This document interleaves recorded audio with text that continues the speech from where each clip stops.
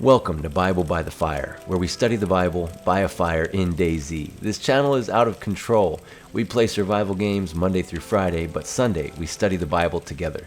I just tested positive for COVID. Haven't had that since 2020, so I had a good run. So I'm feeling sick as a dog. I don't even know where that phrase comes from. Anyone know the history of that? I knew something was wrong when the DayZ crew wanted to play DayZ, and I said, guys, I'm not feeling good enough. I don't feel well. I've never turned down a game. Like, even if I'm sick, I just had no energy. So, yeah, your prayers, I appreciate it. I'm okay, though. It's going to be all right. It's going to be all right. Hey, I want to start this study off with a story, as we usually do. I got a few scriptures for you. And this story is near and dear to my heart. When my oldest two kids, who are now 18 and 16, were little, it was Jasmine's 6th birthday coming up. And we were going to go to Long Beach, California, and stay on the beach for an overnight in a hotel. And what was going to happen is we were going to celebrate her birthday, stay overnight in the hotel, and then the next day I was going to run the Long Beach Marathon. I like to run marathons. I don't know why. But yeah, I trained and charted 1,000 miles in preparation for that marathon, for that one day. However, like I am now, our youngest daughter, who was a baby, Brooklyn, you know her as the life coach now, but she was sick and had a fever. So my wife said, I need to stay home with Brooklyn. And now I'm left with a conundrum. I'm supposed to take Jasmine and my oldest daughter to the beach for her birthday, but I'm also supposed to run a marathon. I can't do that with my wife not there to watch the kids. So I called my in-laws and said, hey, can my kids stay with you? I got to go run this marathon, and we'll have her birthday another time, was the thought. Like, we'll celebrate her birthday the next weekend with something else. And just kind of making quick plans, not thinking it through, being a thick-headed, thick-skulled man, not thinking about feelings and stuff. Being a younger father, too. I think I would get it now at 43, but then I didn't get it. That was 10 years ago, literally. And I went and said, hey, Jasmine Shekinah, your sister's sick, so Mom can't go, so I'm going to go run the marathon, and Jasmine, we're going to celebrate your birthday next weekend. And she just looked at me with the biggest frown. And I realized I'm breaking her heart. And I was really torn. And she goes, but my birthday. And she looked up at me with these cute little 6-year-old brown eyes. And I was torn. I'd run 1,000 miles in training for this. I'd prepared for it. I've never backed out of a marathon. When I was sick, didn't back down. Hurt on one of them. I actually got my best time on an injured knee that I probably shouldn't have run on. I paid a price for it the next months, 4 or 5 months. It was terrible. But got it done. But this one, now what do I do? And I thought, okay, well, give me a minute to think on it and pray on it. And I went to my room, and kid wants to go celebrate her birthday, me and her sister. I got this marathon. I've put in work for this thing, man. I earned it. Like, I'm already there. And I got to pray about this. And I put one knee down, and before my other knee even hit the ground by my bed, I got my answer.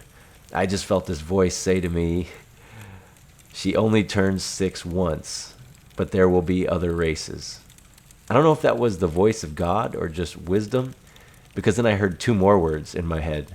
You idiot. I literally remember hearing in my head, in my heart, I don't know if it was my own conscience, I don't know if it was the Spirit of God, I don't know, common sense, but I one knee down, other knee down, before I could even start praying about what to do, I heard, she only turns 6 once.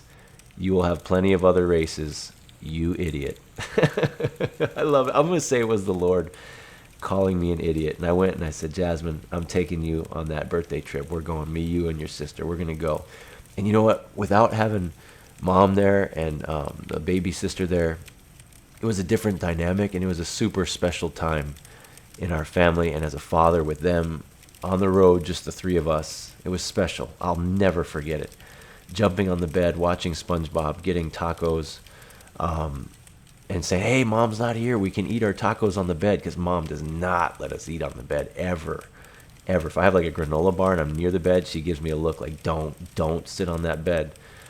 And I said, hey, she's not even here. We can eat tacos on the bed. And then my oldest daughter, who was 8 at the time, she goes, well, I'm here. And I say, you can't. She's just like her mother. Oh, we had such a great time. Woke up in the morning and we're on the beach. It was October in Long Beach, so it was cold, for LA. It was cold for LA, but I could hear in the distance the clanging of bells and the crowd cheering and clapping at the starting line. We couldn't see it, but I could hear it. But there I was, just me and my 2 daughters on a freaking empty beach. Just empty, the 3 of us. It was cold, it was breezy. Running around in that dry sand, hearing the waves and the starting line. I knew I'd made the right decision.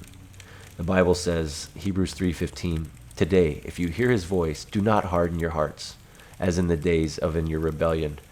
Today, if you hear his voice. Like that day, I heard his voice. It may be, who knows, maybe it was just common sense, like I said, but I do feel like the Spirit of God stirred that answer up, and I had to obey. So what is it God's been putting on your heart lately? Something you need to do, something you need to stop doing, someone you need to reach out to, some relationship you need to mend today. You're not guaranteed tomorrow, today. Corinthians 10:24, Paul reminds the church about this. He says, no one should seek their own good, but the good of others. What can you do for others today? I earned a lot of trust and respect from my daughter. We've been super close, even before that, but ever since then. She knew that I put her over my own ambitions, and that's important. So what can you do for others? Philippians 2, verses 3 and 4. Do nothing from selfish ambition or conceit, but in humility, count others more significant than yourself. Yeah, I'd earned it. I'd run, man. I'd put in the work. I charted the miles. But when push came to shove, a 6-year-old girl's birthday is more important. And it's important that we realize, hey, you know what, the needs of others, and that's how we're going to end up here. I heard it said a long time ago, how do you measure success, like at the end of your life? And the answer was, I know my life has been a success if at the end my wife respects me and my children admire me. That's really it, man. Like medals or bank accounts or promotions or titles, whatever, man. At the end of it all, does my wife respect me? Do my children admire me? And Jesus said, you want to hear those words, well done, good and faithful servant. Now share in the joy of your master. Like when we finish our lives, well done. You did well with the talents I gave you. That's the parable of the talents. You didn't just bury it, you did stuff with it. That's what I aim for. It's humbling, to always put others first, especially, little snot-nosed kids. But, man, I'm glad I heard that voice that day say my head's going blank. I'm glad I heard that voice that day say, she only turned 6 once, but there'll be plenty of other races. You idiot. Oh, goodness. Oh, goodness. I'm going to say the Lord called me an idiot, and I'm all right with that. Hey, make sure you check out the merch store link below if you appreciate this channel and want to support it. We carry the fire hoodies and t-shirts. Pretty sweet. We got some State of Decay 2, Psalm 23:4 across the logo. Though I walk through the valley of the shadow of death, I fear no evil, for you are with me. It's a zombie game and a Bible verse. That's amazing. Where else are you going to get that? Anyway, I love thinking that you guys are wearing those shirts out there. That's really cool. That's about it. So put others before yourself. Whatever God's been putting on your heart, go do it. And until next time, keep carrying the fire.